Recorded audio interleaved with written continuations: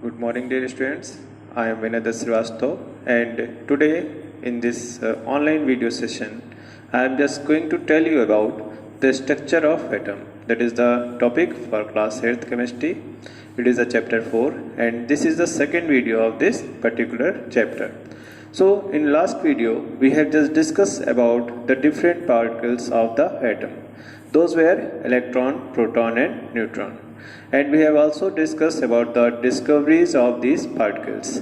And we have just discussed the different atomic models.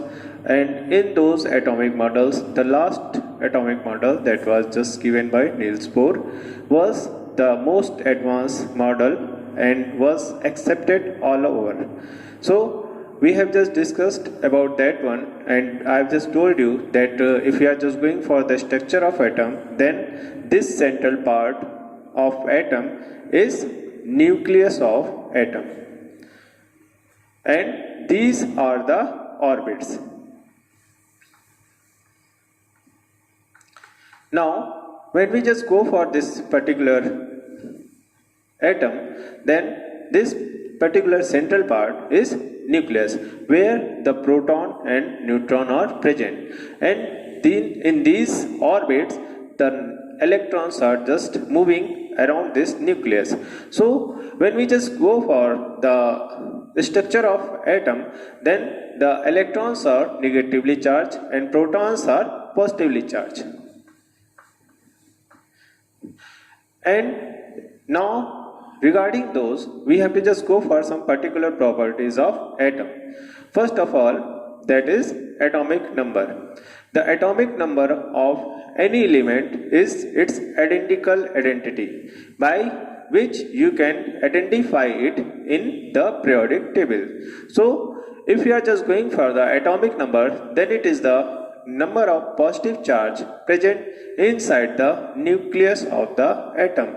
So it should be very clear, when we are just going for the positive charge, then it will be always equal to the number of proton.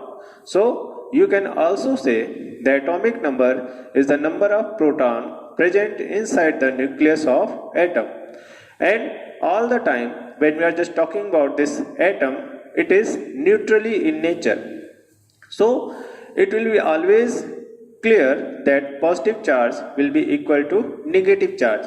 So number of proton means number of positive charge will be equal to number of electron means number of negative charge.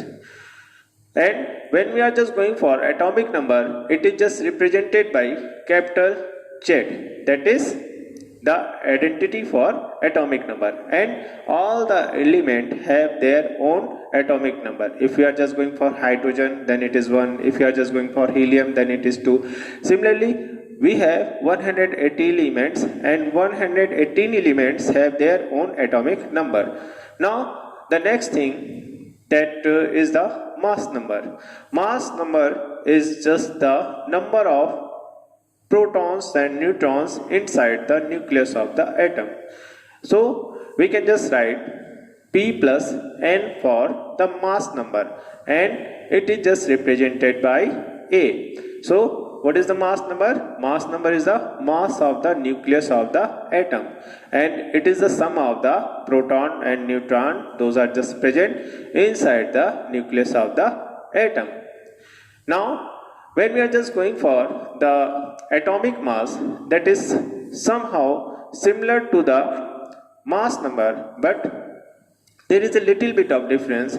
In atomic mass, we just take the total mass of atom. If you are just going for this particular atom, then the atomic mass will be the total mass of this atom. So atomic mass means the mass of the atom. And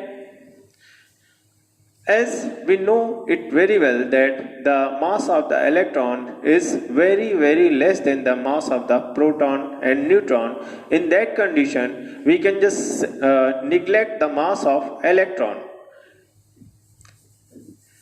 So if you are just going for the atomic mass, then it should be P plus N plus E. But as the mass of electron is very much less in comparison of proton and neutron, then we can just write the P plus N. So, in that condition, atomic mass will be equal to the mass number, because we can just neglect the mass of electron as it is very less in comparison to proton and neutron. And when we are just going for the relative atomic mass, it is approximately equal to the atomic mass.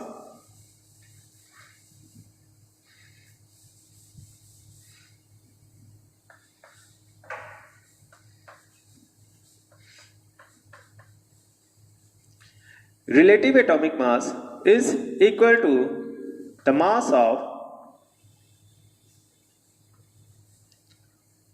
one atom of element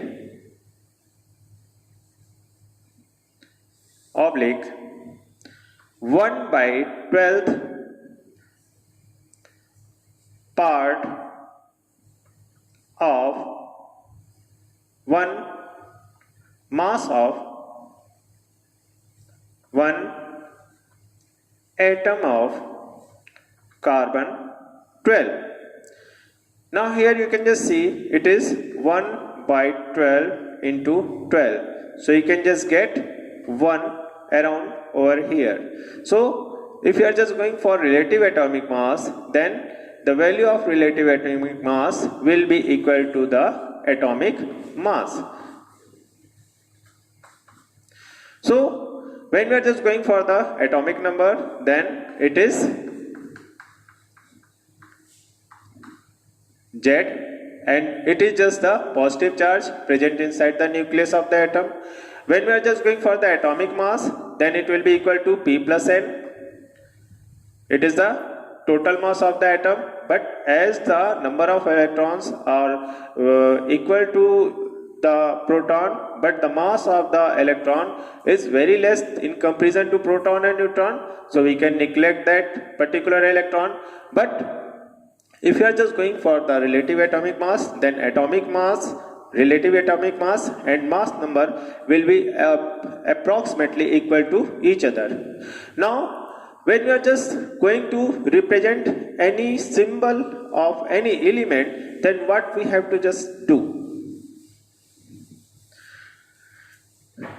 Just imagine X is the symbol of any element, then we can write the atomic number over here and atomic mass over here. For an example, you can just take the helium. It is 2, its atomic number is 2, and if we are just going for the atomic mass or the mass number, then it will be 4. Similarly, you can take the another example like the sodium. It is atomic number 11 and mass number 23. So it should be very clear how to represent a atom and its symbol. Now you can just write the atomic mass over here, but you cannot write the atomic mass over here or over here. So this will be wrong. It should be very clear that the atomic number and atomic mass have their own position. Now the next topic, that is the isotope. I have just told you about the atomic number and atomic mass and mass number. So we have some different atoms. If the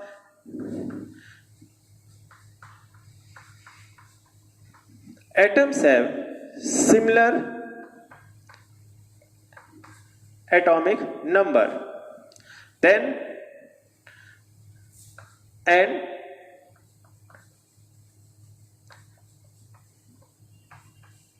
different mass number, then the condition of those atoms will be considered as the isotope. We can have the example of hydrogen. The hydrogen have 3 isotopes. Now I'm just writing those one. This is the atomic number and this is the mass number. The second isotope, this is the atomic number and this is the mass number. The third isotope, this is the atomic number and this is the mass number. So here you can just see all the atoms have similar atomic number but different mass number. So when you are just going for the isotope, then the atoms have similar atomic number but different mass number. We can have some more examples like the helium. Helium has atomic number 2 and one isotope have the mass number 3 and second isotope have the mass number 4. Similarly, we can have the example of chlorine. In chlorine, atomic number is 17. The first isotope is having the mass number 35 and the second isotope is having the mass number 37. So these were the some example for the isotope. But if the condition is just changed, then if you are just going to change this particular condition, it means the atomic numbers are different but mass number is same, then it will be just known as isobar. So I'm just going to tell you some examples. You can just see the first example from here. This is the example of the combination of the isobar. Here the atomic number of hydrogen is 1 and the mass number is 3, and the helium has also a isotope that has atomic mass 3 and atomic number 2. So these atoms are the example for the isobar. And the another example you can just have the carbon, atomic number 6 and mass number 14, nitrogen, atomic number 7, mass number 14. Similarly, we have one more example over here, that is the argon.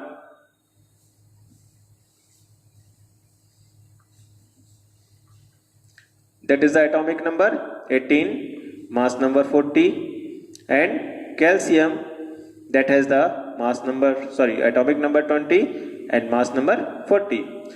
So these are the example for the isobar,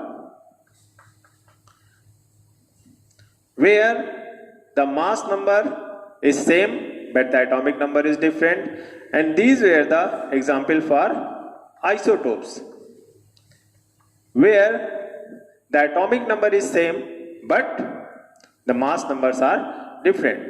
So these were some properties, those were just related with the atom, and in next class we will just discuss about the configuration, distribution of electrons, and the valency and the bonding, covalent bonding and electrovalent bonding. So I think the topic will be clear to you. Thank you.